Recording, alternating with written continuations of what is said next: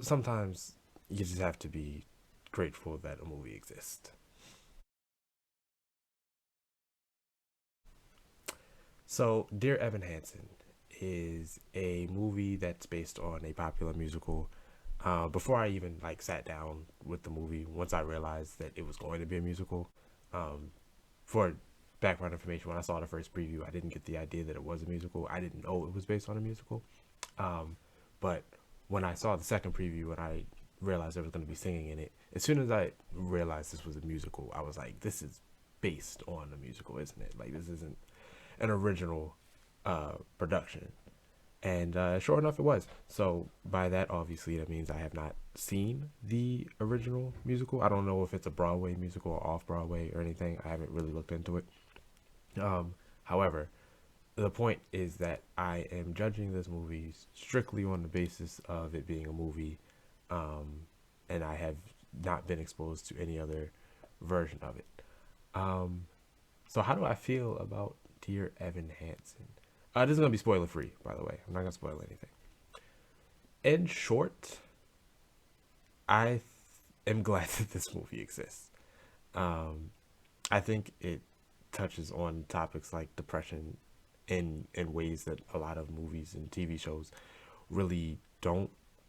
I like that some of the decisions that they made I felt were pretty gutsy because they were the more realistic version of how certain things would play out. I can't be entirely vague because the only way to really talk about the movie is to talk about certain elements of it. So I'm just going to discuss what's in the trailer. So if you consider that a spoiler, then you know I'm just warning you.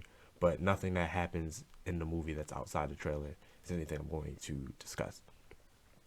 So with Dear Evan Hansen, you have the character of Evan Hansen, who uh, is in a therapy program, and he's told to write a letter to himself because he's trying to. He has like anxiety and all these other ailments and whatever, and he's trying to do this process that his therapist recommended to him because he wants to, hopefully get better. He wants to make friends. He wants to come out of his shell rather. So he writes this letter to himself, and he runs into Connor Murphy. Connor Murphy takes the letter that he wrote to himself because Connor sees that it mentions his sister. Um, Connor's sister, that is. After he takes the letter, um, he then commits suicide. The movie doesn't say how he did it. At least I don't remember it saying how he did it, which I think is important, by the way. I don't think that you should specifically depict the method of suicide for the sake of, not creating inspiration or anything like that.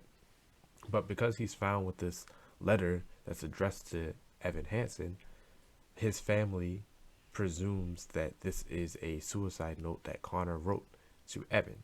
So it springboards into this elaborate lie that Evan begins to perpetuate for the best of intentions. But that's what I enjoy about the movie, that despite the fact that he's motivated by good intentions, they still acknowledge the right and wrong ways to deal with situations like this. And one of those wrong ways being lying. Nothing good comes from your lies. You should always depict things as they are. It shows how different people deal with grief differently. You have the sister who has her reasoning for feeling how she feels, and the stepfather, and the mother.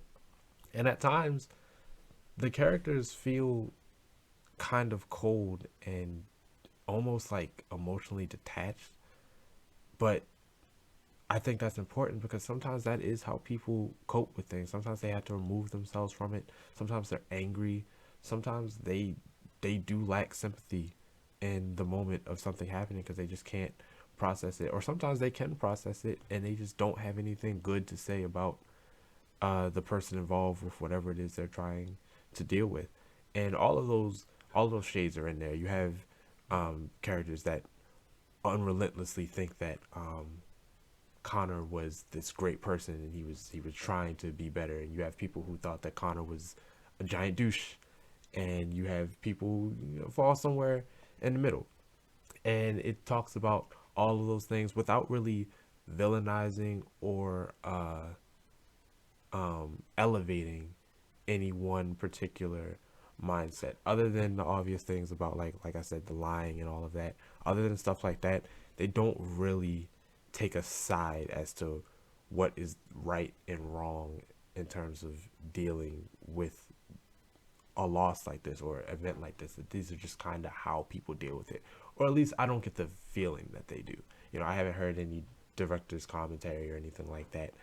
um so maybe they were going for a specific side, but it felt like they were remaining, generally speaking, agnostic in terms of the situation.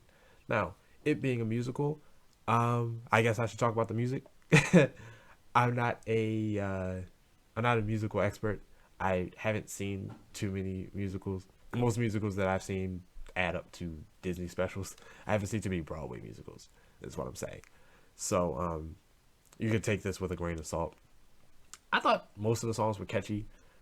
I think the front half music was better than the back half music, and I don't, maybe it's because I got used to the element that I'm in, because that usually happens for me. I usually prefer the music of the first act to the second act, and I think that's largely due to when you're in the first act, you're just kind of getting blown away with the style, and you haven't heard the music before, and you're just you're like, okay, I'm in this, I'm experiencing this for the first time.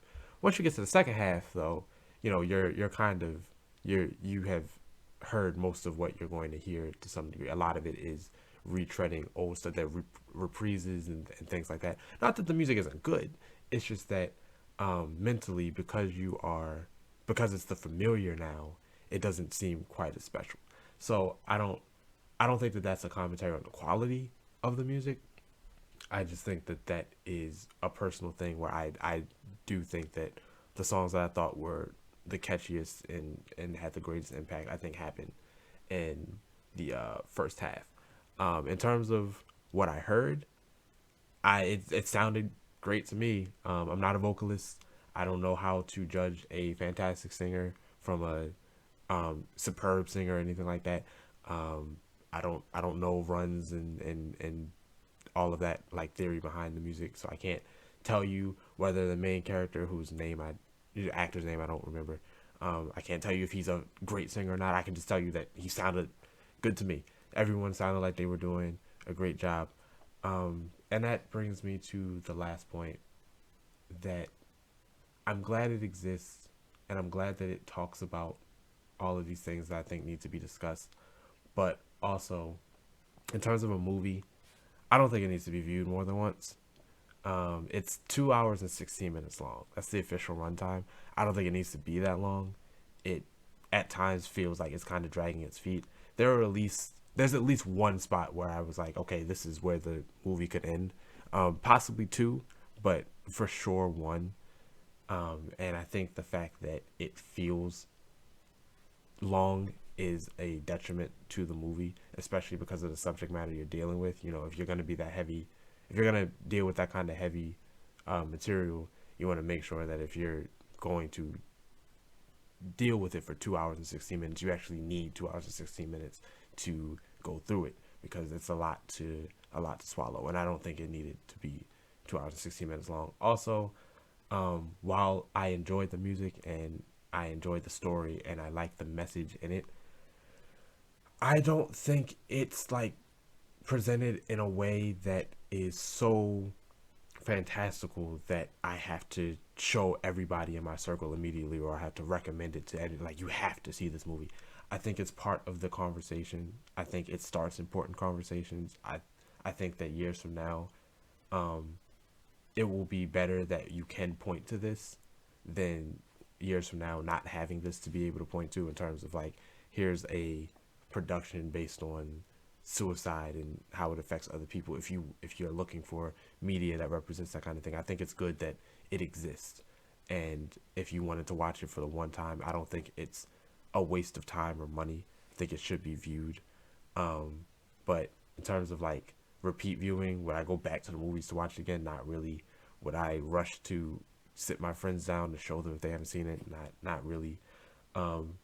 Even the soundtrack, I've listened to the songs a couple of times, but I don't feel the need to, keep listening to it over and over and over again. And again, that's just from the movie. I've seen the movie version of Phantom of the Opera, and I've seen Phantom of the Opera on stage. I will watch Phantom of the Opera on stage 1,000 times over. I will never watch that movie again. So, for those of you who have seen the production, perhaps it is a much better representation of whatever it's supposed to be. And I acknowledge that that is a very real possibility. And if that is the case, I hope that I do get the opportunity to see it on stage one day. As far as the movie goes, uh, a one-time watch to say you've seen it, I don't think you'll be disappointed. But after that, I think you can leave it alone. And that is what I have to say about that. Uh, if you care to, please like and subscribe. Leave a comment if you would like to. I've been Hood Fuller, and this has been Dear Evan Hansen.